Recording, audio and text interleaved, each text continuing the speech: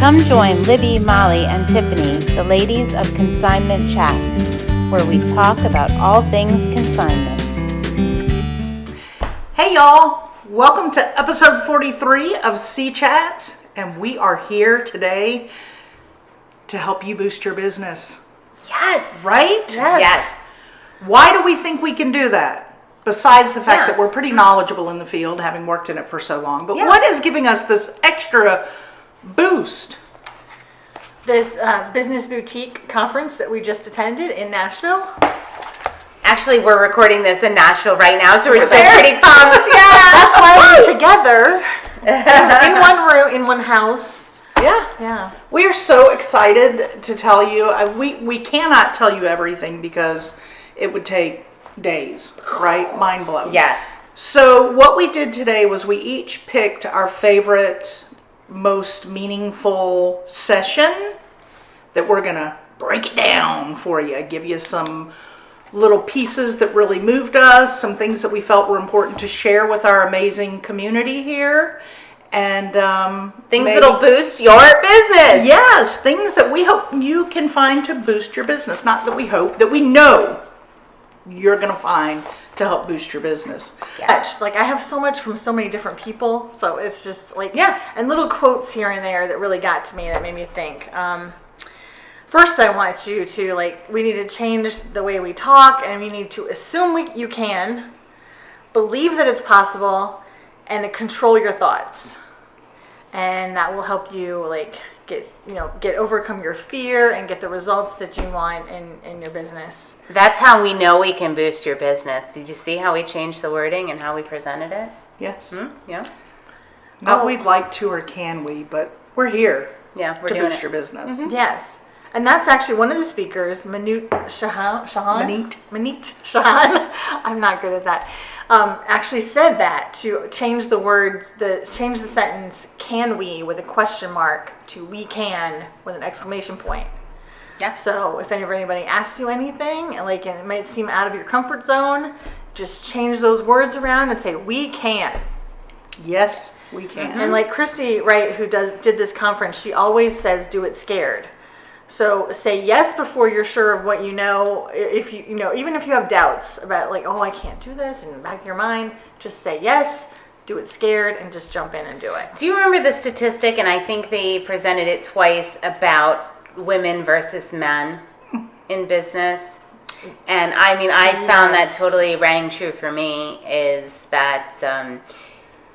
it was the resume. It was the job interview. requirements. The job requirements. Yeah. Mm-hmm. That men apply for 100% of men apply for jobs even if they're not fully qualified and don't fit every criteria of what they're looking for. Mm-hmm.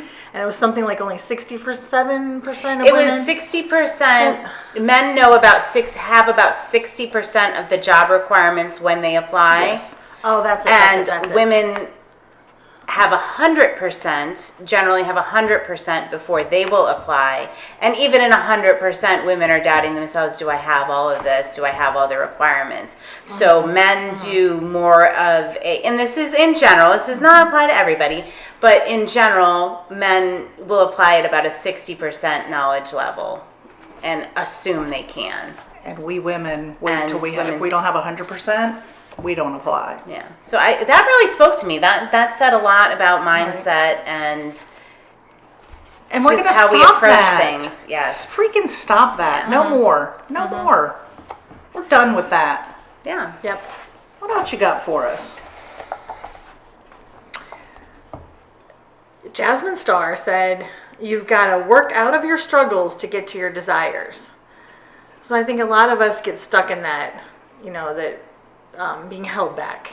Just like what I just said before. I mean, all these things kind of were similar, but it's just you need to step out of your comfort zone, push past your struggles to get to your ultimate goals and desires in life and business.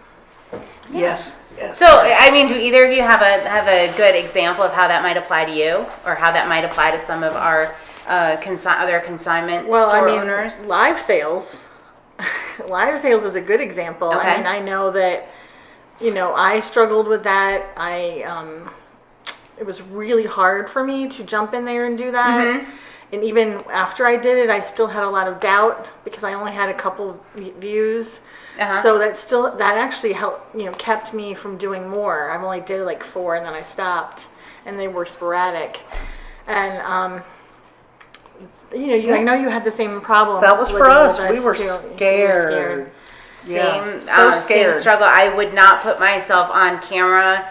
Rarely take a photo, and never a video, never live on Facebook, any social media outlet, anything like that. Would not do it. And look totally at us now. uncomfortable. I was totally uncomfortable and totally scared, and I did it scared. And I had these ladies that kept, pushing me and pulling me in through that process, and just kept on. And it's been, in my mind, a success. A success for what I wanted to achieve. Total success. Both with C-Chats. I mean, we all were like, what are we? Are we really doing this? Yes. And look at what we've done. And now we're on video all the time. We do lives. We're and I'm going to actually go back to doing some live sales. Good for you. Because I can do it. Yes, you can. I will do it. You I can will do do it. it. You will do it. You will do it. I'm going to revisit that a little bit in what I'm going to talk about. So remind me when I get to my section. Okay. And she also said, and this is very similar, she said, impossibilities are actually possibilities in disguise if we choose to see them that way. I like that. Sometimes you just got to read these quotes and just pause a bit. Because I just let them sink in. That's... So what's something that you ladies consider an impossibility right now?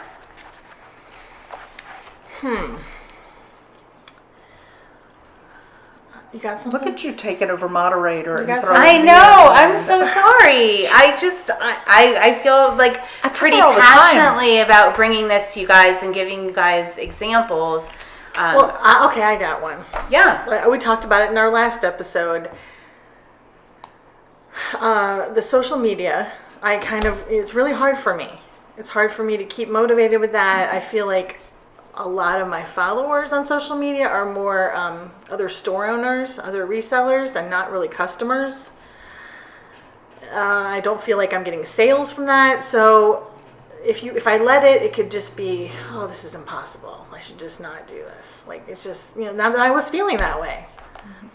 Until Molly talked to me in the last episode.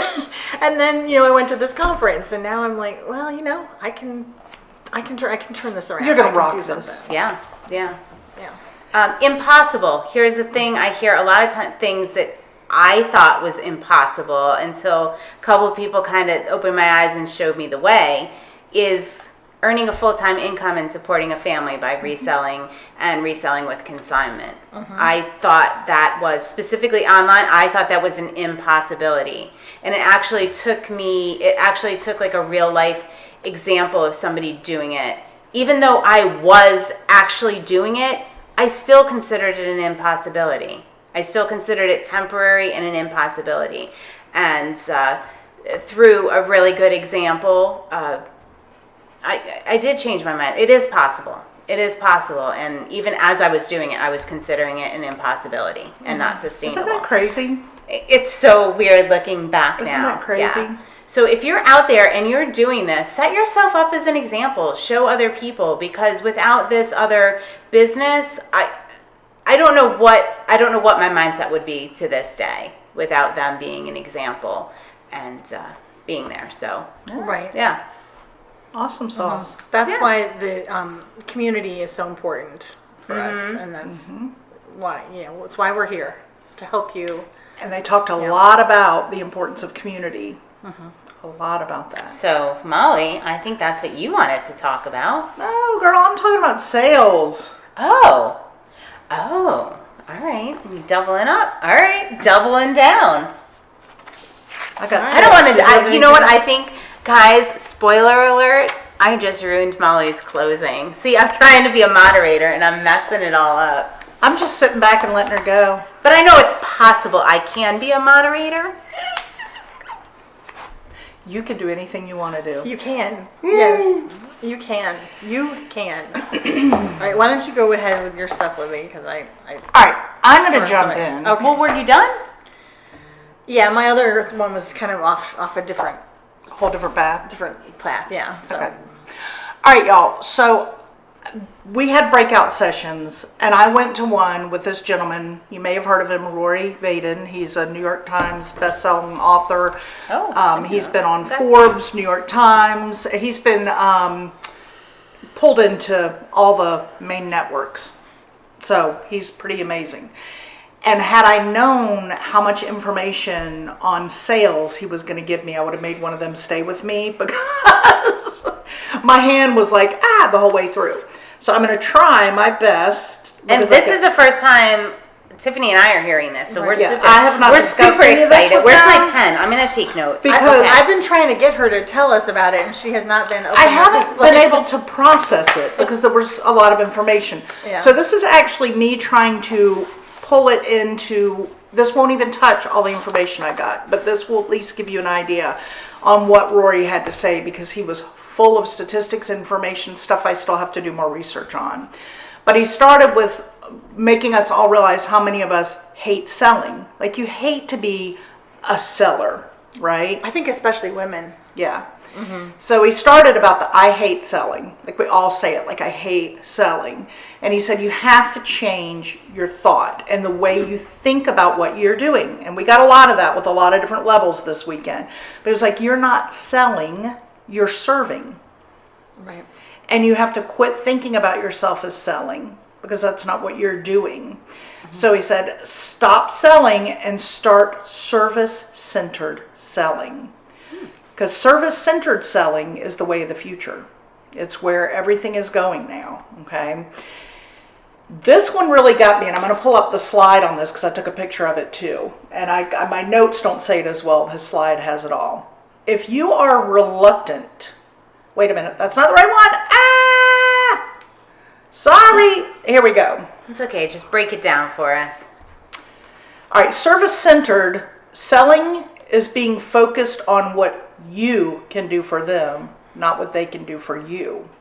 He told this is service-centered, he told this really funny story about Barbara Bush, that Barbara Bush had actually said in front of him when he was at an event with her and met her in the back, talking about this story about they were in a limo in the like no man's land of Texas, and all of a sudden the limo was running out of gas, and they were like, oh no, and they found this one little, like, I don't know, mobile or something out in the middle of nowhere with like one tank to put gas in the car. And they pulled the presidential car over, and all of a sudden the gas guy is out there putting gas, and she steps out of the car and she's like, oh my gosh, I know you. And the guy pumping the gas is an old boyfriend of hers. And they hug and they're talking and da-da-da-da-da-da-da-da. And she gets back in the car, and her husband, George, says, President Bush says, gosh, isn't that funny? I mean, look, you're sitting in the presidential car, and you just went out, and here was somebody you dated, and here you're married to me. Think of where your life could have gone had you married him, what you would be doing right now. And her response was, oh, no, it's not how my life would have changed. It's how yours would have, because he would be president right now. Yeah. It was a service she gave, not the other way around, but I thought that was really, really fun. But the other one that he had said was, if you have fear or trepidation in what you're doing, you're being self-centered. And I was like, what? Right? Wow. Yeah. So you should, because that means you're doing the business more about you. When you're doing for others, are you ever fearful when you're helping somebody? Oh, right. You're not fearful when you're helping somebody and you're doing something you know they need or want, and you're there service in a service industry for them. You don't fear what you're doing because you're doing it for somebody else. So if you're fearful of something you're doing in your business, you need to rethink what it is you're doing, right? I thought that was very, very interesting. You know who immediately pops to mind is Miss Michelle of Salvage Garden. I think she runs a very service-oriented business, and when you hear her talk about her business, we do a C-Chat spotlight with her. It's what she does is very, very service-based and done in a very serving attitude. Oh, she just popped into my head as a good She's example a good one of to have that. pop into your head. Yeah. Well, I mean, with consignment, we are providing a service. Oh, in so many Oh, ways. definitely. In so many ways, and we've talked about all those different ways that we do a service. All right, what else do I have here? I have so many notes, and I'm trying not to make them boring and read. Read differences in self-centered versus service centers. That was my note, to read to you the differences, not to read to you my sentence that I wrote there. So that's a beauty right there. There was this list that he did, and I can probably share it. I don't know. Are there any things that say we can't? We're able to share that stuff, right? Oh, sure, yeah. I mean, come on, man. But he did this list on the differences between self-centered versus service, and I thought this would be fun to run through real quick. Yeah. Self-centered business needs salesperson. Service center needs prospects. Self-centered businesses, communication style is combative. Service-centered, it's collaborative. A self-centered salesperson does more talking. A service-centered salesperson does more listening. A self-centered is focused on sale, service-centered on relationships, which takes me back to my time in the nonprofit industry, in that sector. Yeah. It's very much about relationship building, which is really what we all should be doing. And we're doing a good job building our communities. So this was just, I think, made me feel so much better about all that we're doing. Self-centered persuasion type is pressuring, whereas service-centered is facilitating. Self-centered time horizon is short-term, just got to get that sale, get that sale, get that sale. Whereas service-centered, you're long-term. You're not looking for the single sale. You're looking to build the long-term customer. Right. Self-centered is additional sales calls. If you're one that does additional sales calls, you think of them as a necessity, whereas a service-centered thinks of them as your duty. Like you need to, it's your duty to take care of them. Talk about reframing. Right? Talk about reframing. Self-centered, sale is done, they think of money collected. Service-centered, when the sale is done, you think of the result that is experienced by your client. And self-centered works from pressure. Service-centered works from pride. Wow. I was like, oh, you better not be dropping my new mic. You better not be dropping my new mic. So, all right, I got a few more little things just to hit it hard. Then we're going to think of each interaction as this person will leave feeling better, whether it's a sale or not. You want every person you come into contact with to leave you feeling better, no matter Wasn't that what. one of the themes was you don't always remember what a person said to you, but you always remember how they made you feel. Right. 100%. Right. You always win when you focus on the relationship. Commit to always do what is in your client or customer's best interest, always.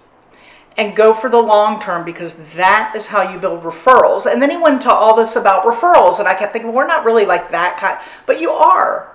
You are that kind of business. It's just in feedback and ratings and comments and things like that we build. I mean, we're not the referral type of like phone salesman, but it is still, our type of referrals are important. So relationships build revenue. And then he said relational equity is a form of currency. I like that one. Relational. Explain that to me. My head is hurting. Yeah, I don't know. I told you. He blew my mind. What you put into relationships, relational equity, what you're building in your equity of relationships is a form of currency. You're going to, right? Because they're going to go out and they're going to talk about your business. Right? And that's building currency. You build, and the best advertising is word of mouth, right? Yes, absolutely. Two more biggies and then we'll move on. You build by giving.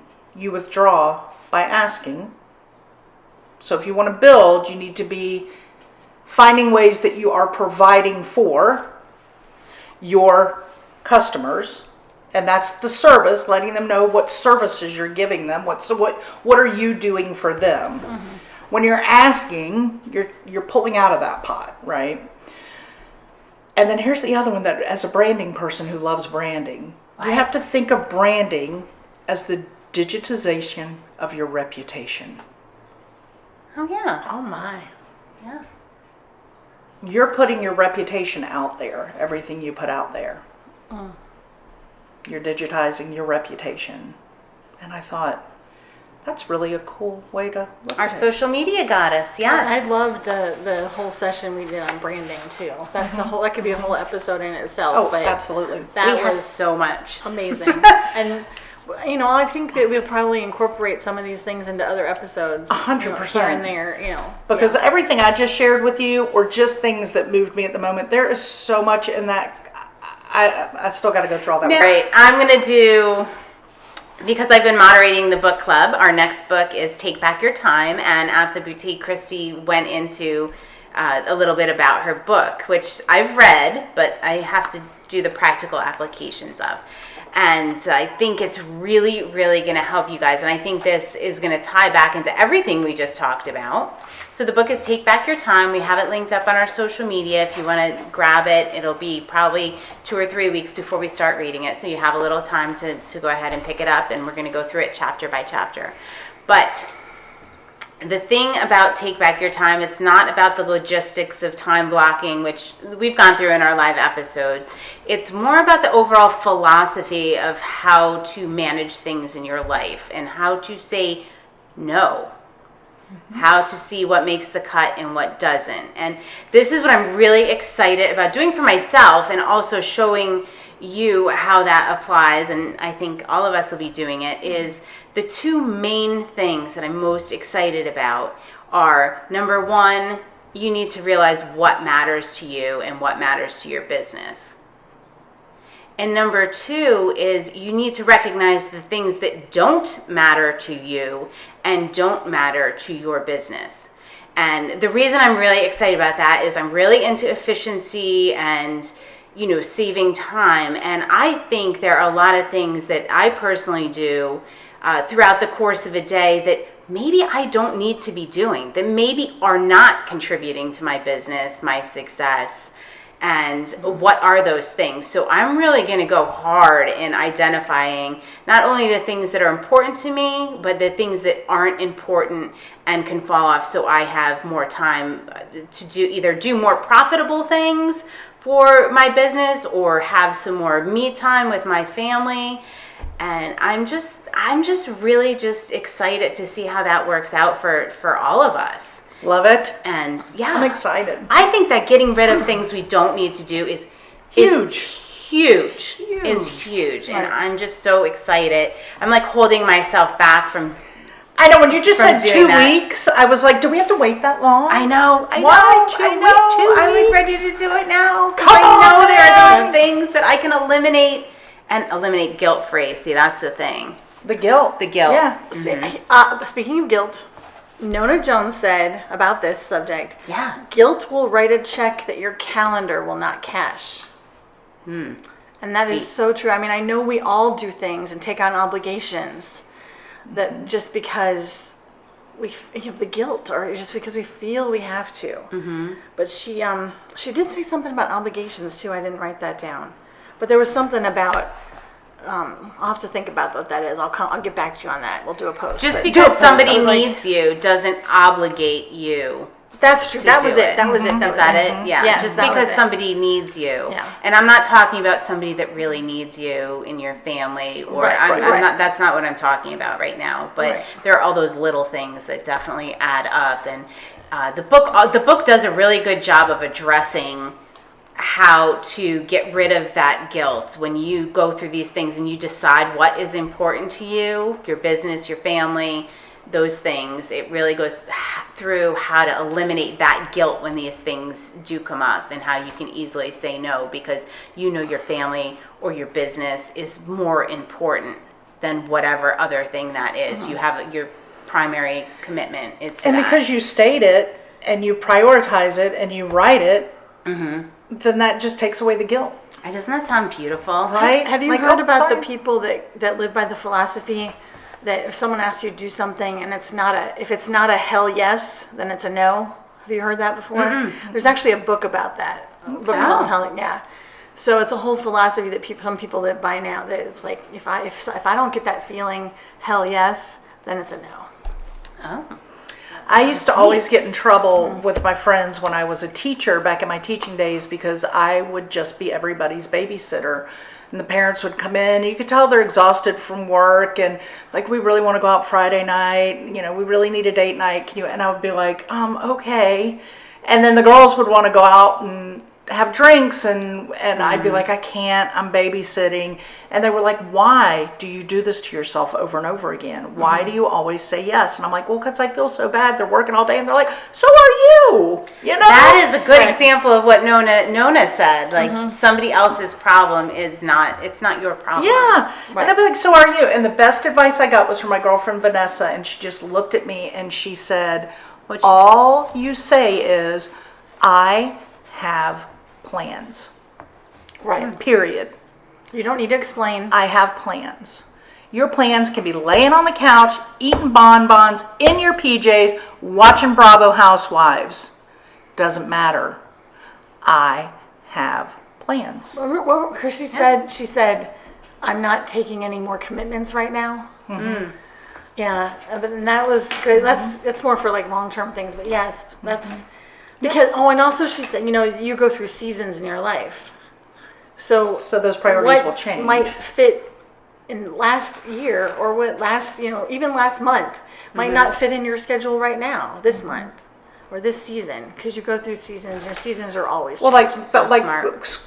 Business owners with school-age children, your season's different during the school year than it is during the summer. Right. What your priorities are going to be during the school year are going to be different than what your priorities are. They can even be based on the ages of your kids. Absolutely. Once your kids get older, you're in a whole different season. Right? That's a whole different season. Yeah. Or when they're out of the house. Yeah. Oh, that's a whole different season. Yeah. It was such, just amazing. Anyway, you can see we could go on forever. We could. We have so much to share with you, and we will in different ways. Like we say, there's a lot that will get integrated into upcoming episodes because so much of it will come back over and over again, and different things that will come out that we haven't shared because we all have notebooks full. And it's all stuff that is going to boost your business. It's going and relevant to the consignment business, relative to the consignment business. 100%. We can do that for you. And the confirmation on the importance of having a community within your business, and that is what we have with C-Chats and with you all as a community. So please be sure that you're out there helping build this community. Be part of the giving of the business of make it a point to find another local consignment shop or online friend that does it. Maybe not even local, maybe somebody you've connected with through social media, and bring them into this community because they may be out there alone needing this kind of support. And that was one thing I really got from this weekend that you felt was that community. And we feel that all the time. I have chills because people have reached out to us and said, I've been looking for something like this. I'm all by myself. Right. I met a vendor at this event, and when I was telling her, she asked what we did, and when I was telling her about C-Chat, she goes, oh my gosh, can I please have your card? My mother owns a consignment business in Alaska, and she's all by herself. There's nobody that does what she does. And she always talks about how alone she feels. And I was like, here you go, bring her in, because we have a phenomenal community of supportive business people in the C-Chats community. So even you may not think about it, but I'm telling you now, think about it. Make it your mission to go out and reach out to a couple of more people in the business and bring them in, because you might help them in a way you have no idea. And they may help you. They may end up giving back. 100%. 100%. They're going to end up teaching you something. You'll be like, crazy oh my how gosh. that happens, yeah, I'm isn't so glad that I mentioned this to them because I didn't even know they knew that. Yep. All right. So if you ladies enjoyed hanging out with us, thumbs up. Click that thumbs up button. Like us. Bell us. Click that bell. Come on. You got this. You got this, y'all. Click that bell. Follow us. Like us. Give us that good feedback. What else? Consignmentchats.com. Find all the ways to connect with us. Yep. Check out, there is a page there. It's called Our Faves, where we have a list of all the different items that we use or recommend, different software. So if you have a question, check there. If you have questions about a product like a Rollo printer, go ahead and ask us that. We do get a small commission from that. So it does help support the podcast because this can be a fairly pricey thing to run, and we like to provide our content free of charge. So, all right. Thank you. All right. Until next time, ladies. Until next time. Oh, Cheers. Cheers. Thanks for joining Libby, Molly, and Tiffany, the ladies of Consignment Chats, as we talked about all things consignment. To learn more and keep chatting, find Consignment Chats on YouTube, Apple Podcasts, Facebook, and Instagram.